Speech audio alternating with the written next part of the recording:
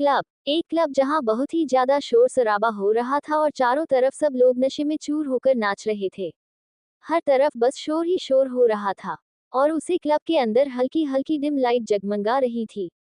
किसी को होश नहीं था, बस सब अपने मिस्टी में मग्न थे। और वहां पर बड़ी तेज म्यूजिक बज रहा था। वही इसी क्लब के सेकंड फ्लोर के एक कमरे के अंदर एक शख्स अपने पैर पर पैर चढ़ाकर बैठा हुआ था। और उसके आसपास ही और भी लोग खड़े हुए थे। वही वह शख्स किसी राजा महाराजा की तरह ही बैठा हुआ था और वह वाइन के गिलास से सिप ले रहा था। बेहद ही हैंडसम और हॉट पर्सनैलिटी का वह हैंडसम हन कयामत ढा रहा था। वही उसके सामने सोफे पर 3 लोग और बैठे हुए थे। उनमें से एक, जिसका नाम सतीश था, वह बोला, तो मिस्टर ओबरॉय, क्या सोचा है आपने? क्या ये डील पक्की समझे? तो क्या हम आपको जो चीज देने वाले हैं वह चीज आपको दे दे? वही इतना सुनते ही दर्शित ओबरॉय सोफे पर ठीक से बैठते हुए ही वाइन का गिलास नीचे रखता है और फिर वह टेबल पर पड़ी हुई सिगरेट को उठाता है और सिगरेट को उठाते हुए ही अपने मुंह में रखकर वह सिगरेट को जलाकर उसकी कश लेने लगता है। वही सब लोग दर्शित को ही देख रहे थे और उसके बोलने का इंतजार कर रहे थे। आखिर उसके एक जवाब पर ही वह डील टिकी हुई थी। वही उस रूम के अंदर पूरा सन्नाटा फैला हुआ था। वही दर्शित ओबरॉय अपनी सिगरेट से कश लेते हुए ही धुआं वहीं पर ही हवा में छोड़ता है और फिर वह अपनी आंखें गोल गोल घुमाते हुए अपनी ब्राउन आईज से सामने बैठे उन तीनों को ही देखते हुए ही बोला, हाँ हाँ क्यों नहीं, ये डील मुझे मंजूर है। इस डील में मुझे प्रॉफिट ही प्रॉफिट दिख रहा है। और वैसे भी जहां प्रॉफिट होता है वहीं पर ही दर्शित ओबरॉय अपनी डील करता है। वही सामने बैठे वह तीनों ही शख्स के चेहरे पर पसीना आ रहा था। वह बार बार अपना पसीना पोंछ रहे थे। तभी दर्शित उन तीनों को ही देखते हुए ही सिगरेट की कश लेते हुए बोला, अरे डोंट वरी, चिंता ना करें। आप लोगों को किस बात की टेंशन हो रही है? इतना पसीना क्यों आ रहा है आप सबको? फिर वह अपने पास में ही खड़ी लड़की यानी कि सनाया, जो कि उसकी पर्सनल सेक्रेटरी थी और दोस्त भी थी, उसे देखते हुए ही बोला, सनाया जरा मेहमानों को टिश्यू पेपर तो दो पसीना पोंछने के लिए। वही तभी सामने बैठे उन तीनों में से सतीश बोला, अरे नहीं सर, आप बस डील फिक्स करिए और हम जो चीज आपको देने वाले हैं वह दे देते हैं। इतना सुनते ही दर्शित बोला, अरे सतीश साहब, किस बात की टेंशन हो रही है आपको? किस बात का इतना खौफ है जो आप ठीक से बोल भी नहीं पा रहे? वही इतना सुनते ही सतीश अपने चेहरे से पसीना पोंछने हुए ही बोला, जी सर, ऐसी बात नहीं है, लेकिन बस वह थोड़ा सा सफोकेशन हो रहा है और बस, और कुछ बात नहीं है। वही इतना सुनते ही दर्शित वहां पर जोर जोर से हंसने लगता है और वह एक डेविल की तरह हंस रहा था। वह हंसते हुए ही बोला, आखिर सच सच क्यों नहीं बोल देते कि आपको दर्शित ओबरॉय से डर लग रहा है? और वैसे भी दर्शित ओबरॉय से सबको डर लगना ही चाहिए। वही इतना सुनते ही वह तीनों ही अपने आसपास देखने लगते हैं।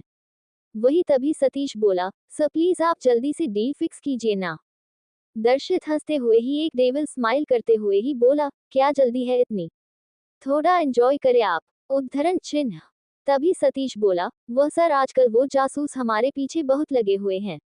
वह किसी भी वक्त आ सकते हैं। इसीलिए अगर डील जल्दी से फिक्स हो जाए तो अच्छा रहेगा। दर्शित बोला, ठीक है, फिर दे दीजिए बैग सनाया को। दर्शित बोला, सनाया चेक करो उसे बैग को।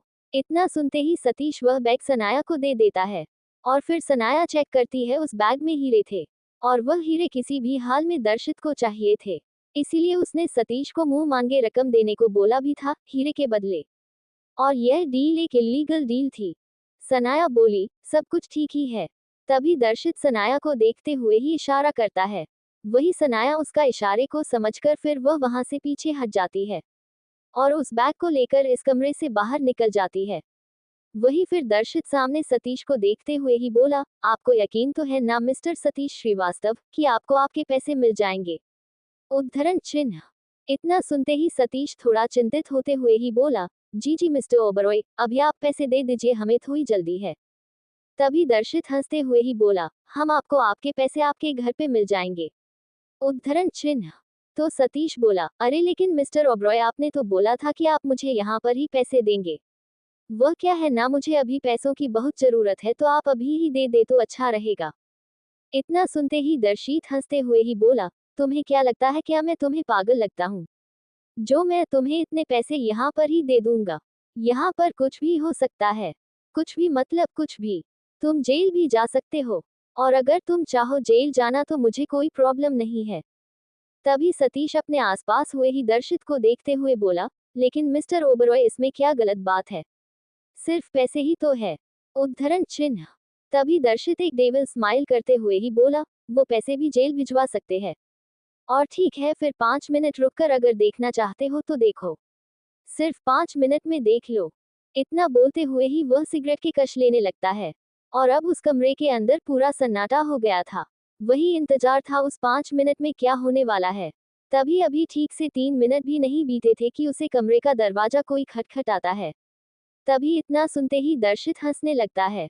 और वह सिगरेट की कश लेते हुए ही धुएं को हवा में छोड़ते हुए ही बोला, देख लो मिस्टर सतीश श्रीवास्तव। उद्धरण चिन्ह। तभी सतीश और उसके साथ दो लोग जो सोफे पर बैठे हुए थे वह सामने देखते हैं।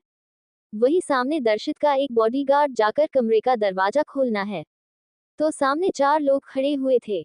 और वह चारों लोग में से 2 लड़की और 2 लड़के खड़े हुए थे।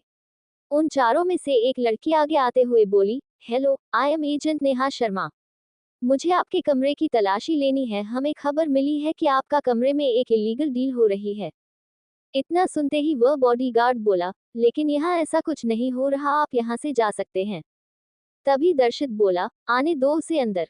इतना सुनते ही बॉडीगार्ड पीछे हट जाता है।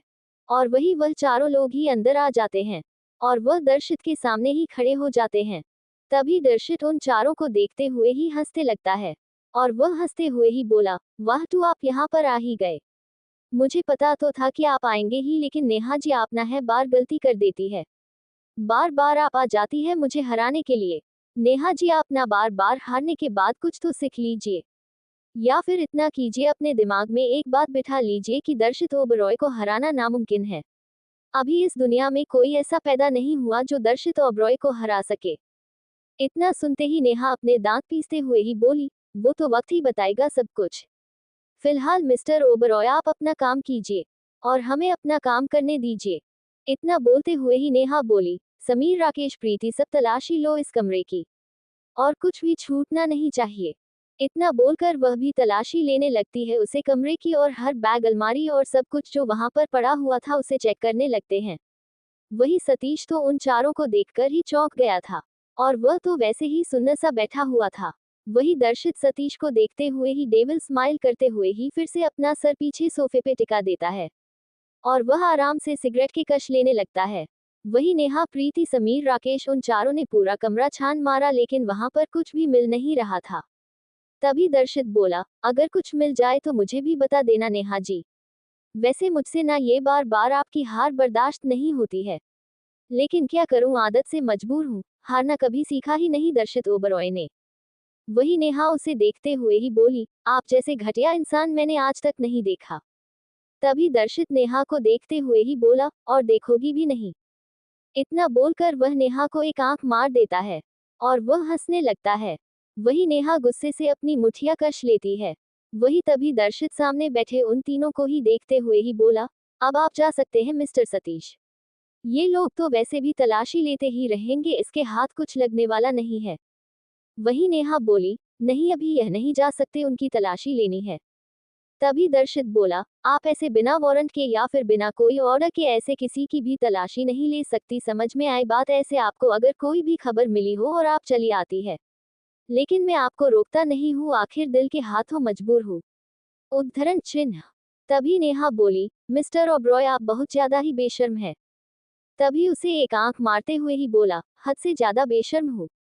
वही तभी सतीश और उनके साथी वो तीनों ही वहां से उसे कमरे से बाहर निकल जाते हैं। वही दर्शित अपने बॉडीगार्ड को भी इशारा करता है। तो वह लोग भी कमरे से बाहर चले जाते हैं। अब उसे कमरे में सिर्फ दर्शित और वो 4 लोग ही थे। दर्शित डेविल स्माइल करते हुए ही उनको देख रहा था। वही पूरे कमरे की पूरी तरह से तलाशी ले जा चुकी थी और उन लोगों के हाथ कुछ भी लगा नहीं था। तभी नेहा बोली, प्रीति, समीर, राकेश चलो यहाँ से। इतना वह गुस्से से ही बोलती है। तभी वह तीनों भी आगे बढ़ जाते हैं। तभी दर्शित बोला, अरे रुके तो सही नेहा जी, आपसे बात करनी है। नेहा दर्शित को देखते हुए ही गुस्से से ही प्रीति, राकेश और समीर को देखते हुए बोली, आप तीनों बाहर जाओ, मैं अभी आती हूँ। उद्धरण चिन्ह। वही वह तीनों ही कमरे से बाहर निकल जाते हैं। वहीं अब उस कमरे में नेहा और दर्शित ही थे। तभी दर्शित अपनी सिगरेट को पैरों तले दबाता है और उसे बुझा देता है। फिर वह खड़े होते हुए ही नेहा के पास आकर उसके चारों तरफ चक्कर लगाते हुए ही बोला, वैसे आप खूबसूरत तो बहुत है, लेकिन वह क्या है ना, आपके पास दिमाग की कमी है। उद्धरण चिन्ह। वही नेहा अपनी मुठिया कस लेती है और वहीं पर ही खड़ी रहती है। वही दर्शित नेहा के चक्कर लगा रहा था और फिर वह उसके पीछे जाकर एकदम उसके कंधों के पास अपना चेहरा रखते हुए ही बोला, वैसे एजेंट नेहा, मैं आपको ये बोल रहा था कि आप जितनी बार चाहे उतनी बार आप मुझे हराने की कोशिश कर सकती है, लेकिन मैं आपको ये बात भी बता दूं कि आप उसमें सफल नहीं हो पाएगी। उद्धरण चिन्ह। तभी नेहा गुस्से से ही उससे दूर जाने लगती है। वही दर्शित उसकी कमर को कस के पकड़े हुए ही उसके कान के पास जाकर बोला, वैसे तुम्हारा गुस्सा बहुत अच्छा लगा मुझे, तुम कहो तो इस गुस्से को खुशी में तब्दील कर सकता हूँ। अगर तुम चाहो तो इस रात को अच्छे से साथ में बिता सकते हैं, और तुम्हें मैं इस रात में मैं तुम्हें पूरी खुशी दूंगा, अगर तुम चाहो तो। इतना सुनते ही नेहा दर्शित के पेट में कोहनी मारती है और उससे दूर हो जाती है। वही दर्शित अपना पेट सहलाते हुए ही बोला, वैसे नेहा आप वाइल्ड बहुत हो, और आपको पता है मुझे वाइल्ड लोग बहुत पसंद है। इतना बोलते हुए वह फिर से उसे एक आंख मारता है। वही नेहा गुस्से से उसको देखते हुए बोली, मिस्टर ओबरॉय, इतना ज्यादा हवा में उड़ना भी अच्छी बात नहीं है।